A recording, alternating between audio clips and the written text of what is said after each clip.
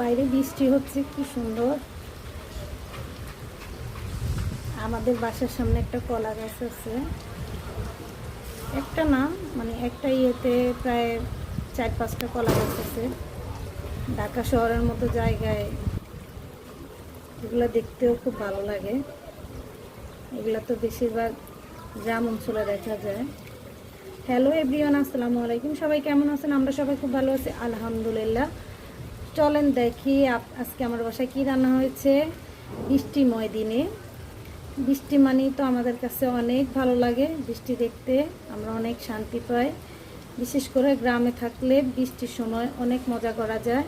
শহরে তো ফ্ল্যাট বাসায় থাকা হয়, এখানে এতটা ফিল করা যায় না, যেহেতু ভিজা যায় না। অনেক বাড়িওয়ালা আছে ছাদে তালা মেরে রাখে, আবার ছাদে উঠতেও দেয় না ভাড়াটিয়াদের। তো দেখি চলেন আমার বাসায় আজকে কি রান্না হয়েছে।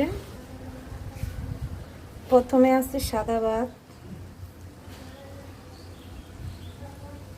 পাতলা ডাল, মশারির ডাল পাতলা করে রান্না করেছি। সেই সাথে আছে আলুর ভর্তা, জাল জাল করে শুকনা মরিচ দিয়ে আর খাঁটি সরিষার তেল দিয়ে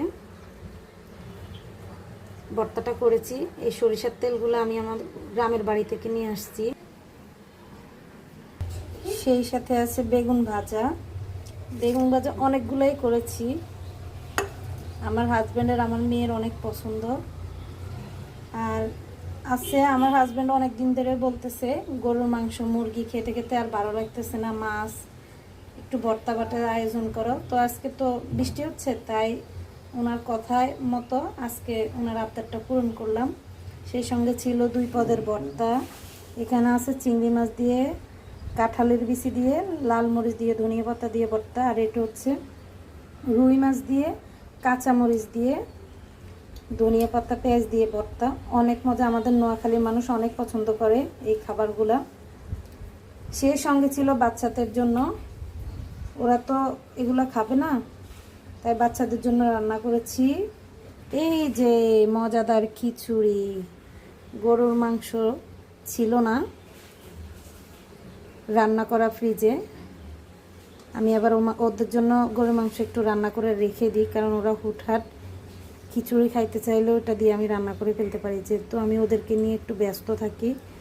স্কুল প্লাস বাসায় টিচার আসে, আবার আমি একটু পড়াই, সেই জন্য। তো আজকে বৃষ্টি দেখে ওদের জন্য খিচুড়ি রান্না করছি মুরগি দিয়ে। আর সাথে ছিল আমাদের গ্রাম থেকে আনা খাঁটি ঘি। ঘির যে স্মেলটা যে ভালো আসছে না, কি বলবো। তো সবাই ভালো থাকবেন, সুস্থ থাকবেন, আল্লাহ হাফেজ।